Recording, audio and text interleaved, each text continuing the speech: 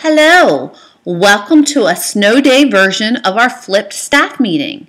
This is the March 2015 flip. Hope everybody's having a great, safe day. So what's coming up at Shields Elementary School? A lot, as usual. First, we will have math PLCs this Tuesday, but they will be used to follow up from this flipped meeting. Later on in the meeting, you'll see some information about common formative assessments that I'd like you to work on with your team, as Nancy and I will both be at the Common Grounds training, which is actually more math professional development. So we'll be in Dover that day. Wednesday is a collaborative PLC. You may work on what your team needs or continue this important work on common formative assessments, which you'll learn about later. Our Monday staff and committee meetings are canceled. We had canceled them originally because we were going to do them today at the professional development. And now I have our CAP, our Cape Henlopen Accelerated Program teacher interviews that day. So I will be unable to make the meetings as well. So consider this your staff and committee meetings. Oh yay, finally, for the third reschedule, we have Peter DeWitt coming on March 11th, which is a Wednesday, to work with our team leaders on instructional coaching. Most likely we'll be at the Lewis School or even in our building, so I hope you all get to meet Peter DeWitt. March 20th, professional development, there's going to be a focus on writing. It's an ELA day, and we decided we wanted to continue our work from the beginning of the year. So led by our lovely reading specialist, Mrs. Gannon, it should be a great day on continuing our writing focus at Shields. March 18th is Distinguished Students, which will be at the Cape Henlopen High School beginning at 6:30. We would love for some staff members to come out and help or even just watch this great event for our students. And March 24th is our science fair at the Rehoboth Beach Convention Center. That also starts at 6:30, and it'd be great to come out and support our students. Growth mindset, yes, continue focus at Shields. Monday morning, I will have handouts in your box, both on feedback and framing in the growth mindset. These are language frames that you can use to start interacting with your students. So, for example, if a student's struggling, you can say, let's think about how to improve this section, paragraph, sentence, word choice, whatever it may be. Or let me add new information to help you solve this. Let's do one together out loud.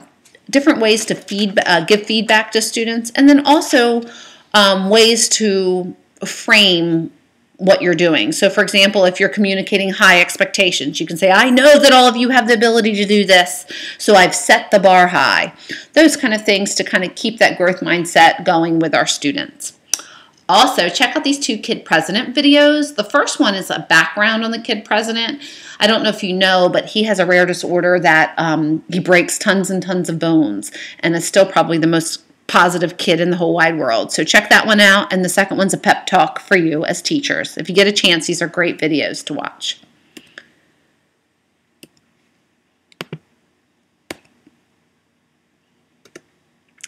Okay, so we'll go ahead and get a little bit into assessment. This is just a brief reminder of the difference between formative versus summative assessment. I know you know it, but it's also good to see it sometimes. Bottom line, the goal of formative assessment is to monitor student learning, provide that feedback, and then improve your teaching and their learning. A summative assessment is to evaluate student learning at the end of a unit by comparing against some standard or benchmark. So summative assessments are often high stakes, maybe, maybe not, and happen at the end of a project.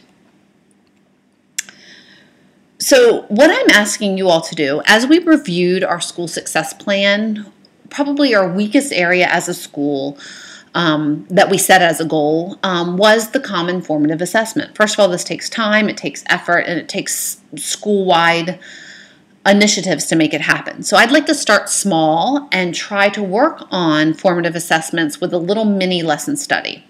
A normal lesson study is you guys create a lesson, somebody teaches it, and I provide subs and everybody goes in to watch it, and then you discuss it. I'd like just to do a mini lesson study with common formative assessments, and I kind of like it to go a little bit like this. First, if you're in grades K through 3, you choose either a reading or math lesson. Grades 4 and 5, partner with your subject partner. So Kim and Mary Beth would work together, Mallory and Kim, and same thing in 5th grade. Get with your subject area person. It'd be great if John and Gail, you could collaborate on science and social studies. And then you choose a lesson. Then you create or choose a formative assessment. If you're looking at math, you may want to choose something that's already been established for investigations, or even in reading or writing, something that's already on a curriculum map. So you need to decide that as a grade level team or in subject partners. Then you teach the lesson that goes along with the assessment, and you actually give the formative assessment. Score the assessment together as a team at a subsequent PLC. Analyze the data together and use that data to drive your instruction. Talk about, brainstorm better ways that you can teach or that students would be opening to learn the concept.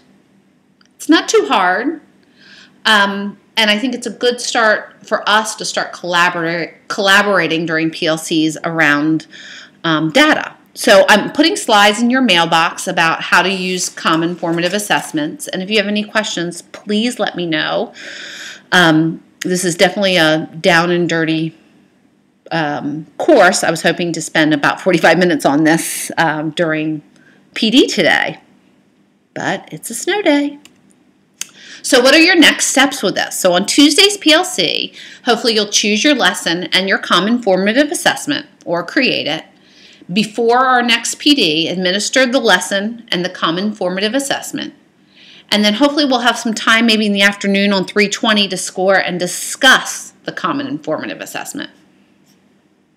What do you think? I think we can do it. All right. So if there's any questions about common formative assessments or this mini lesson study, please let me know and we will work through it together. The whole goal is to get you all talking about the assessments you use in your classroom and then talking about our teaching in general. It's just a way to make a wonderful, great, marvelous school even a little bit better. All right, we also have Digital Learning Day coming up on March 13th, which you've received quite a few emails from me about. We do have a reporter from the Coast Press, John Bellweiss, coming in for at least a portion of the day. So by the close of business on Wednesday, I would love for team leaders to send me what your team members are doing and the time they are doing it. That way, when he comes, I can send him your way. Also, I will be tweeting out a lot of pictures that day, so I'd like to know when to come in as well. That would be wonderful. Check out this website for lesson plan ideas if you're still stuck on what to do during that day. All right, as always, lots of thanks and congratulations to the wonderful things that happen at Shields. I just really want to thank everyone for how well the play went, Beauty and the Beast. With the snow days, it was a little scary, but of course, as always, Kristen and her crew pulled it together, the students, the parents, and everyone to make a wonderful production. So personally, I'd like to thank Kristen, Juanita, Jody, Amanda, Brandy, Heidi, Steph, Barb, and all of you for your support when you came out. And if I'm missing anybody, I'm so sorry.